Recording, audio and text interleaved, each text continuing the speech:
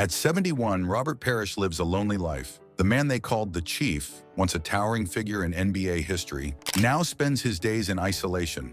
Far from the glory and fame that defined his remarkable basketball career, his silent strength on the court made him a legend. But that same silence has left him with few friends and many regrets. For decades, Parish wore the stoic mask of the Chief, emotionless, distant, and intimidating at 7 feet 1 inch. His expressionless face became his trademark. Few knew what thoughts stirred behind those placid features. While this persona helped him achieve greatness in basketball, it may have cost him dearly in his personal life. The nickname The Chief came from his Boston Celtics teammate Cedric Maxwell, who saw Parish's quiet, reserved nature as similar to Chief Bromden from One Flew Over the Cuckoo's Nest. Parish himself admitted, "I can be very stoic looking. That's just my facial expression. I don't smile a lot." He even acknowledged, "I'd be the first to say that I'm a distant individual. I have a tendency to come across as being aloof and dismissive." This emotional distance served Parish well during his record-setting NBA career. Born in Shreveport, Louisiana in 1953, Parish didn't focus on basketball at first.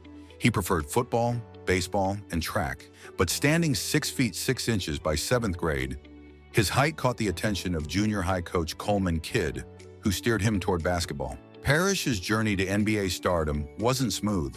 At Centenary College in Louisiana, he averaged impressive numbers, 21.6 points and 16.9 rebounds per game. But NCAA sanctions against the school effectively erased his college achievements from the record books.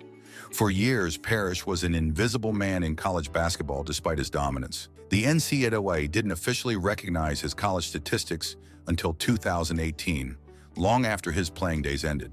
Selected 8th overall in the 1976 NBA draft by the Golden State Warriors, Parish struggled in his early NBA years. He called the Warriors an assembly of misfits with too much independent thinking. The poor team environment made Parish consider a much shorter basketball career than what he ultimately achieved. Everything changed in 1980 when Parish was traded to the Boston Celtics. He famously described the move as going from the outhouse to the penthouse. In Boston, Parish joined Larry Bird and Kevin McHale to form the Big Three, one of the most powerful front lines in NBA history. The results were spectacular. Parish won 3 NBA championships with the Celtics in 1981, 1984, and 1986. He earned 9 All-Star selections and established himself as one of the game's premier centers with his signature high-arcing jump shot and tenacious rebounding.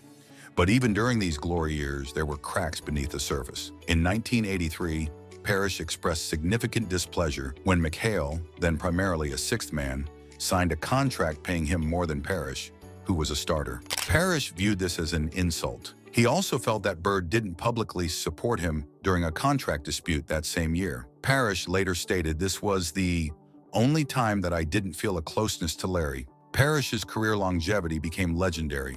He played an NBA record 1,611 regular season games across 21 seasons.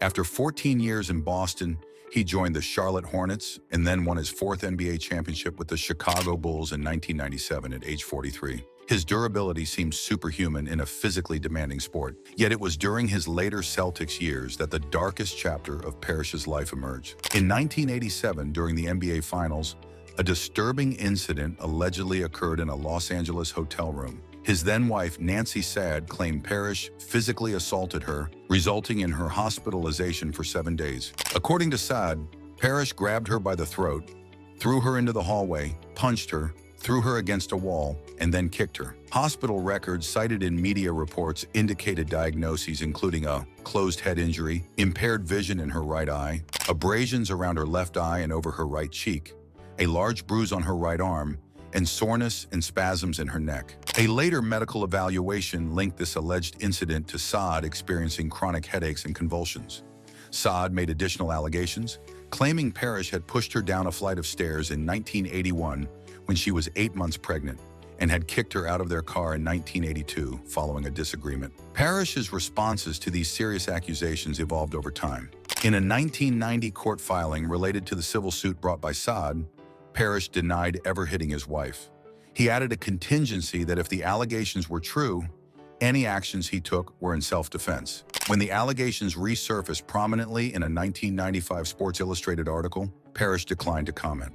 Years later, he acknowledged the 1987 hotel incident, stating that his wife had successfully provoked him during her visit to his hotel room, where he had another guest present. Eventually, Parish expressed remorse, saying, "I take the blame for that, hook, line, and sinker. I'm not going to downplay the domestic violence. I regret it. You should never put your hands on a woman under any circumstances." In a 2020 podcast interview, he referred to his transgressions, the spouse abuse, as one of the factors that had negatively impacted him. The legal matter was ultimately resolved as part of the couple's divorce settlement, with specific terms sealed from public view. No criminal charges were filed against Parish. This lack of legal consequences was not unusual for the time. One study indicated that of 150 domestic violence criminal complaints filed against athletes between 1990 and 1996, only 28 resulted in convictions. Parish's post-playing career brought little satisfaction. After retirement, he briefly coached the Maryland Mustangs in the United States Basketball League and won Coach of the Year honors in 2001. But the team folded after just one season. More painful was Parish's inability to secure an NBA coaching position. He repeatedly expressed frustration at feeling overlooked for such opportunities. He specifically mentioned unreturned phone calls to former teammates Larry Bird and Kevin McHale, who had moved into NBA front office roles. "I don't have any friends," Parish admitted in one candid interview. After an encounter where McHale allegedly promised to call about a coaching opportunity, Parish stated he never heard back. McHale later claimed he did try to find a role for Parish with the Minnesota Timberwolves, but no positions were available due to staff reductions. Parish also held a public relations position with the Celtics for a time, but reportedly found the salary insufficient. He was also reluctant to live in Boston due to the cold climate. In recent years, Parish has reflected on factors that may have hindered his post-playing career. He specifically mentioned his transgressions, referring to the domestic abuse allegations in a marijuana charge. He also noted his identity as a black man, suggesting these elements might have played a part in the lack of opportunities he perceived. The irony is profound. The NBA's Iron Man, the player who showed up game after game for 21 seasons, now finds himself forgotten by the league he served so faithfully. His record of 1,611 games played stood for many years as testament to his physical endurance. Yet Parish couldn't overcome the personal struggles that have left him isolated. His famous nickname, the Chief, and the stoic persona it represented, may have been both his greatest strength and his ultimate undoing. While it helped him endure the pressures of professional sports, it also created barriers between him and others. His quiet, reserved nature meant fewer headlines during his playing days, but also fewer deep connections that might have sustained him in retirement. Today, Robert Parish's legacy stands as a complex mix of athletic greatness and personal failings. His 4 NBA championships and Hall of Fame induction speak to his basketball brilliance.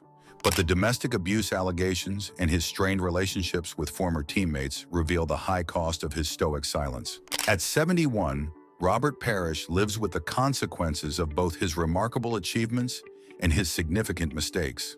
The man who once stood tall among NBA giants now stands alone. His silence no longer a shield, but a barrier to the human connections he now appears to crave. The Chief finds himself at the end of a long road, respected for his basketball legacy, but haunted by regrets and the lonely price of fame.